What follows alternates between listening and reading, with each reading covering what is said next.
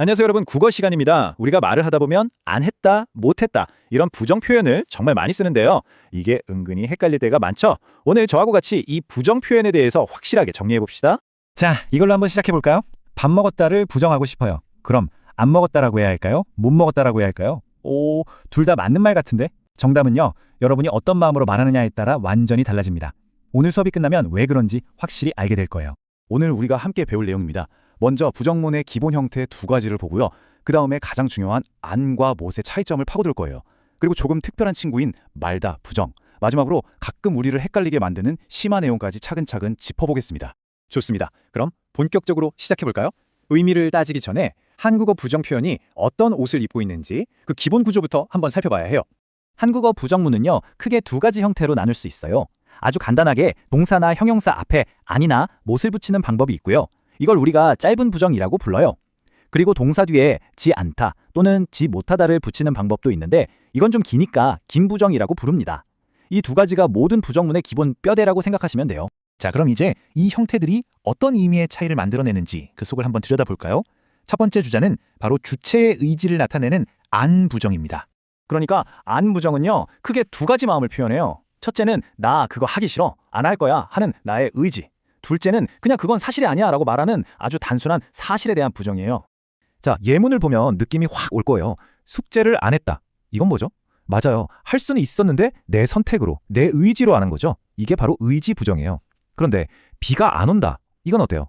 비가 뭐 의지를 가지고 오고 안 오고 하는 게 아니잖아요. 그냥 비가 오는 상태가 아니다 라는 객관적인 사실, 즉 상태 부정인 거죠. 똑같은 안을 썼는데도 문맥에 따라 의미가 이렇게 달라집니다. 자, 그럼 안이 의지의 문제였다면 이번에 배울 못은 완전히 다른 이야기를 들려줍니다. 못은요, 내 의지와는 전혀 상관이 없어요. 오히려 하고 싶은 마음은 굴뚝 같은데 내 능력이 부족하거나 아니면 다른 외부 상황 때문에 어쩔 수 없이 할 수 없을 때 쓰는 표현입니다. 자, 이 표를 보면 둘의 차이가 한눈에 딱 들어오죠. 숙제를 안 했다는 건 하기 싫어서 안 할래 라는 의지가 담겨 있지만 숙제를 못 했다는 건 하고 싶었는데 너무 어렵거나 시간이 없어서 할 수가 없었어 라는 뜻이 되는 거죠. 이 속뜻의 차이 느껴지시나요? 이 둘만 잘 구분해도 대화의 숨은 의미를 훨씬 더 잘 파악할 수 있게 됩니다. 지금까지는 어떤 사실을 설명하는 문장을 다뤘잖아요. 그런데 만약에 누군가에게 하지 마 라고 명령하거나 하지 말자 라고 제안할 때는 어떻게 해야 할까요? 이럴 땐 아니나 못이 아니라 아주 특별한 친구가 등장합니다. 바로 말다라는 동사인데요. 이 친구는 역할이 아주 명확해요. 오직 명령문과 청해문에서만 쓰입니다. 즉, 누군가에게 무언가를 금지하거나 같이 하지 말자고 만류할 때만 쓰는 아주 전문적인 부정 표현이라고 할 수 있죠. 말다는 보시는 것처럼 딱 두 가지 상황에서 쓰여요. 지 마라 또는 지 마세요처럼 명령할 때, 그리고 지 말자처럼 함께 무언가를 하지 말자고 제안, 즉 청유할 때죠. 창밖으로 손을 내밀지 마라. 우리 이제 만나지 말자. 이렇게요. 규칙이 아주 간단 명료하죠. 그리고 여기서 정말 중요한 약속이 하나 있습니다.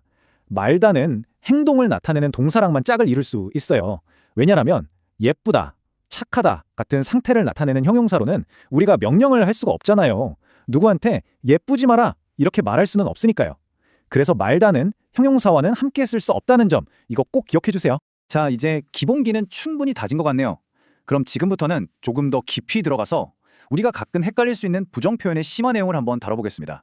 자, 이 문장 한번 보세요. 친구가 다 오지 않았다? 되게 단순해 보이죠? 그런데 이 문장은 사실 완전히 다른 두 가지 뜻으로 해석될 수 있다는 거 알고 있었나요? 어떤 의미가 숨어 있을까요? 이 문장은요, 첫 번째로 친구가 한 명도 오지 않았다는 전체 부정으로 해석될 수가 있어요.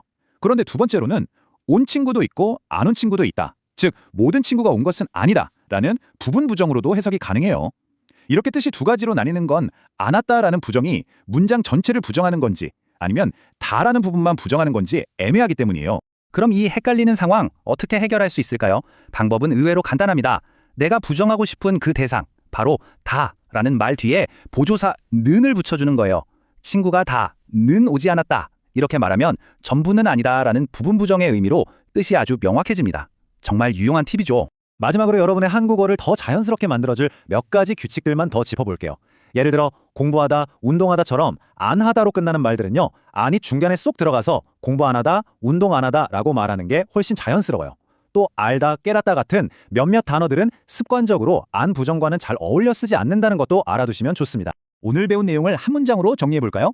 한국어의 부정 표현은 단순히 아니오라는 사실을 전달하는 것을 넘어서 그 말 뒤에 숨어있는 말하는 사람의 의도나 능력, 그리고 그 사람이 처한 상황까지 드러내는 아주 섬세하고 표현력이 풍부한 도구라는 점입니다. 자, 이제 여러분은 안과 못의 비밀을 알게 됐습니다. 앞으로 친구와 대화하거나 책을 읽을 때 누군가 어떤 일을 하지 않았다고 말한다면 한번 귀 기울여 들어보세요. 그 사람이 안 했다고 말하는지 못 했다고 말하는지 그 작은 차이가 상대방의 속마음을 알려주는 아주 중요한 단서가 될 테니까요.